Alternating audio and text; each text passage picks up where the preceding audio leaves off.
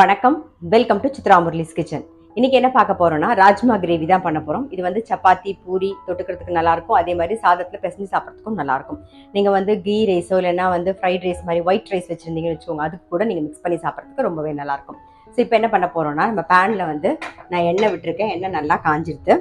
மசாலாம் ரொம்ப கம்மியாக தான் போட போறோம். ஒரே ஒரு பட்டை, ஒரு ஏலக்காய், ஒரு கிராம்பு, ஒரு அரை டீஸ்பூன் சோம்பு, ஒரு 5-6 பல்லு பூண்டு, ஒரு அரை இன்ச்சுக்கு இஞ்சி, ஒரே ஒரு வெங்காயம்.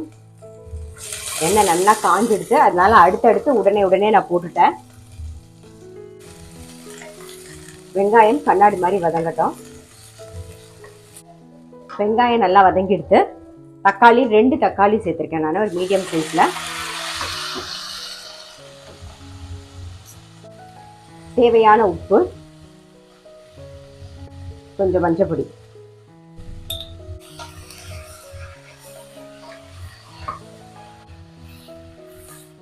தக்காளி கொஞ்சம் வதங்கியிருக்கு.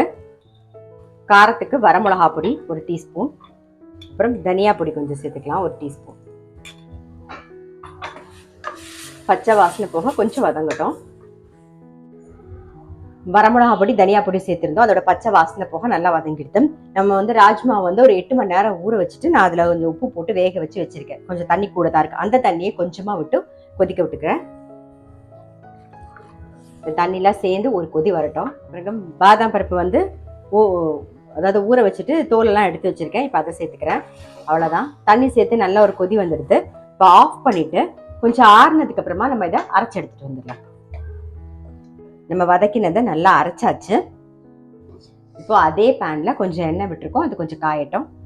சீரகம் அரை டீஸ்பூன், அப்புறம் ஒரே ஒரு வெங்காயம், கொஞ்சம் கருவேப்பிலை. வெங்காயம் கண்ணாடி மாதிரி வதங்கணும். வெங்காயம் கொஞ்சம் வதங்கிடுத்து. இப்போ அரைச்ச விழுதை சேர்த்துடலாம்.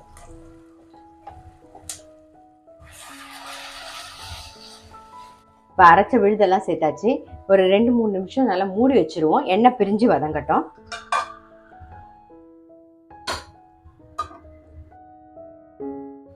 ஒரு 2-3 நிமிஷம் நல்லா மூடி வச்சாச்சு. பாருங்க, ஆல்ரெடி நல்லா வதக்கின வெங்காயம் தக்காளி தான். ஸோ கொஞ்சமாக எண்ணெய் பிரிஞ்சு வதங்கியிருக்கு. இந்த அளவுக்கு வதங்கினா போதும். இப்போ என்ன பண்ண போகிறோம்னா, வேக வச்ச ராஜ்மா சேர்க்குறேன். ஆல்ரெடி ராஜ்மாலாம் உப்பு போட்டிருக்கேன். அது மாதிரி நம்ம தக்காளி வெங்காயம் வதங்கும்போது அந்த கிரேவிக்கு தேவையான உப்பையும் போட்டுட்டோம். ஸோ அதனால இப்போ உப்பு தேவைப்படாது, கரெக்டாக இருக்கும். எல்லாம் சேர்ந்து வரும்போது கரெக்டாக இருக்கும். அப்புறம் என்ன பண்ணியிருக்கேன்னா, நம்ம வேக வச்ச ராஜ்மா இருந்தது இல்லையா, ஸோ அந்த தண்ணியிலே நான் மிக்சி ஜாரையும் அலம்பிட்டேன். இப்போ அந்த தண்ணியும் விட்டுருவோம். விட்டு இப்போ இதெல்லாம் சேர்ந்து நல்லா ஒரு கொதி வரட்டும். நம்ம வந்து தண்ணியும் சேர்த்துருந்தோமா, எல்லாம் சேர்ந்து நல்லா கொதிச்சு வந்துடுது. இப்போ மேலாக கொத்தமல்லி போட்டுடலாம். அவ்வளோதான், நம்மளுடைய ராஜ்மா கிரேவி ரெடி. ஆஃப் பண்ணிடலாம்.